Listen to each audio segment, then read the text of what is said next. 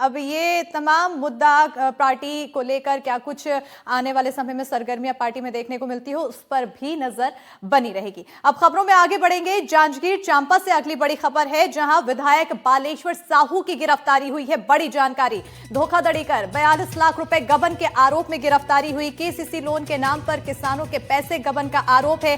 जैजैपुर विधानसभा से कांग्रेस के विधायक है बालेश्वर साहू। बड़ी जानकारी, 3 अक्टूबर 2025 को चांपा थाने में हुई थी एफआईआर, तो शिकायतकर्ता की शिकायत पर हुई है कार्रवाई।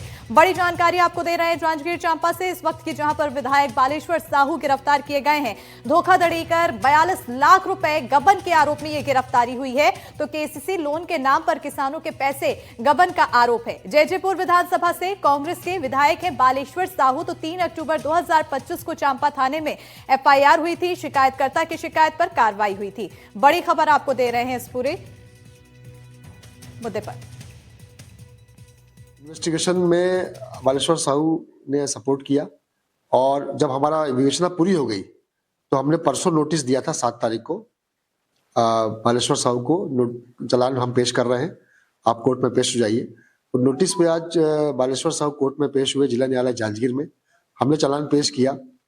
चालान पेश करने के उपरांत मामले की गंभीरता को देखते हुए माननीय न्यायालय द्वारा जेल वारंट काटा गया। जेल वारंट के अगेंस्ट में बालेश्वर साहू ने रेगुलर बेल अप्लाई किया। बेल में दोनों पक्षों को माननीय न्यायालय द्वारा सुना और बेल आवेदन को फिर खारिज कर दिया गया बालेश्वर साहू के। तो जो जेल वारंट है वो स्टैंड रहा और उस जेल वारंट की तामीली में बालेश्वर साहू को मेडिकल कराने के उपरांत आज जिला जेल खोखरा दाखिल कर दिया गया। इसी पर ज्यादा जानकारी के साथ हमारे साथ जांजगीर चांपा से सहयोगी शैलेंद्र श्रीवास जुड़ चुके हैं। सीधा रुख करेंगे हमारे सहयोगी की ओर। शैलेंद्र, एक गिरफ्तारी हुई, बड़ी गिरफ्तारी, और अब इस पर क्या कुछ अपडेट, आगे की कार्रवाई क्या कुछ देखने को मिलेगी?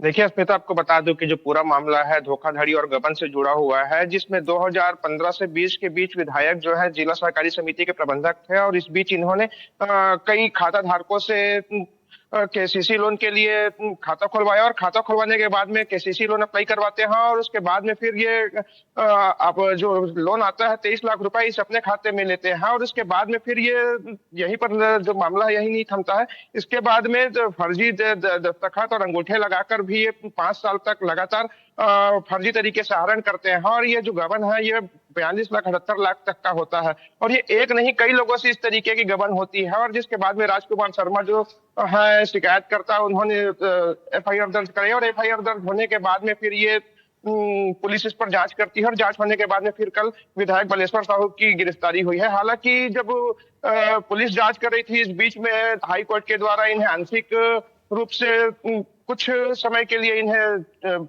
अंतरिम राहत दी गई थी और हाईकोर्ट के द्वारा कहा गया था कि जब तक चार्जशीट दाखिल नहीं होती है तब तक इन्हें गिरफ्तार ना किया जाए। तब पुलिस ने फिर जब जांच पूरी हुई है उसके बाद नोटिस दिया और नोटिस के बाद में फिर इनकी कल गिरफ्तारी हुई है। जी अस्मिता, बिल्कुल। अब आगे की और क्या कुछ कार्रवाई होनी है और क्या ये भी सामने आया है कि और भी लोग इनके साथ संलिप्त थे और उनकी भी गिरफ्तारी हो सकती है, किसी के नाम के खुलासा हुआ हो?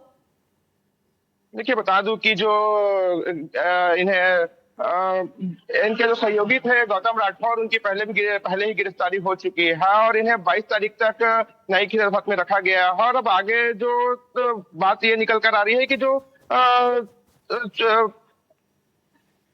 बिल्कुल बिल्कुल बिल्कुल। और फिलहाल अब कार्रवाई यहाँ पर देखने को मिल रही है शैलेंद्र, और आगे भी नजर बनी रहेगी कि आखिर और क्या कुछ कदम उठाया जाता है प्रशासन की तरफ से, क्या और भी लोगों की गिरफ्तारी हो सकती है, उस पर भी नजर रहेगी। बहरहाल बहुत शुक्रिया तमाम जानकारी देने के लिए। और अब खबरों में आगे बढ़ेंगे, बात करेंगे 7 करोड़ का धान चूहे खा गए। जी हां, ये खबर कवर्धा से आई है। एनडीटीवी की खबर का बड़ा असर देखने को मिला है। 7 करोड़ का धान गायब होने के मामले में एक्शन लिया गया। मामले में संग्रहण प्रभारी प्रीतेश पांडे निलंबित किए गए हैं, तो डीएमओ अभिषेक मिश्रा को शो कॉज नोटिस जारी किया गया है। एनडीटीवी ने प्रमुखता से खबर दिखाई थी। कलेक्टर ने दोषियों पर कड़ी कार्रवाई की बात कही है। बड़ी जानकारी आपको कवर्धा से दे रहे हैं, जहां एनडीटीवी की खबर का बड़ा असर देखने को मिला। 7 करोड़ का धान गायब होने के मामले में एक्शन लिया गया है। मामले में संग्रहण प्रभारी प्रीतेश पांडे को निलंबित किया गया। डीएमओ अभिषेक मिश्रा को शो कॉज नोटिस जारी किया गया। एनडीटीवी ने प्रमुखता से यह खबर दिखाई थी, तो कलेक्टर ने दोषियों पर कड़ी कार्रवाई की बात कही है। और इसी पर ज्यादा जानकारी के साथ हमारे सहयोगी कवर्धा से सतीश पात्रे जुड़ चुके हैं। सीधा रुख करेंगे हमारे सहयोगी की ओर। सतीश, अब इस पूरे मामले में यहाँ पर कार्रवाई देखने को मिल रही है, निलंबन की कार्रवाई, शो कॉज नोटिस जारी किया गया है और क्या कुछ?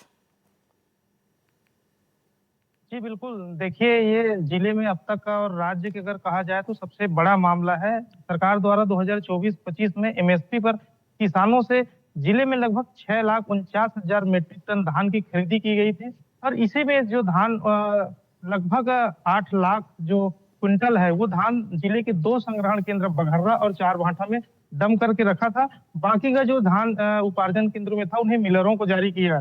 इसके बाद जब ये बातें सामने आई कि जो संग्रहण केंद्र है उसमें बड़ी मात्रा में धान गायब हुए हैं, तो हमने इसकी तह तक गई और इसमें एक बात सामने आया कि जो बाजार चारभाठा जो संग्रहण केंद्र है वहां 6,46,000 जो क्विंटल धान रखा गया था उसमें से लगभग 22,000 धान गायब मिले। वहीं जो बघर्रा है वहां 1,57,000 जो क्विंटल धान रखा गया था वहां 4,000 जो क्विंटल धान, इसकी कमी। अगर ये दोनों संग्रहण केंद्रों की बात करें तो लगभग 26,000 क्विंटल धान की कमी पाई गई और जब इसकी जवाब लिया गया डीएमओ से, यहाँ के जो विपणन अधिकारी से है, तो उन्होंने एक बड़ा बेतुका जवाब दिया। उनका कहना था कि कीड़े चूहे और दीमक खा गए। तो ऐसे में लगभग ये जो धान की कीमत लगभग 8 करोड़ रुपए आंकी जा रही, 7 करोड़ से भी अधिक है। तो इसमें ये बड़ा सवाल है, आखिर जिले में इतने बड़ी मात्रा में जो धान है चूहे कैसे खा जाएंगे।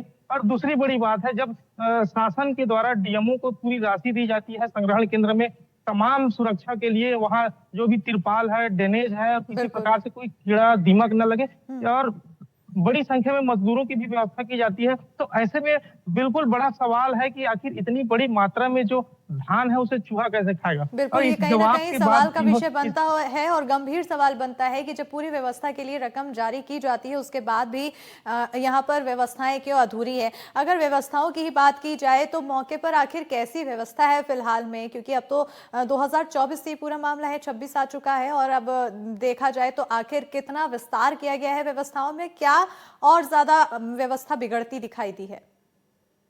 देखिए बिल्कुल, हमने दोनों जो संग्रहण केंद्र है दोनों संग्रहण केंद्र का भी मुआयना किया है, जहां पर जो तमाम राशि तो दी जाती है लेकिन वहां के जो प्रभारी है वहां सिर्फ खाना पूर्ति की जाती है। ड्रेनेज के नाम पे एक लेयर का ही ड्रेनेज रखाया जाता है।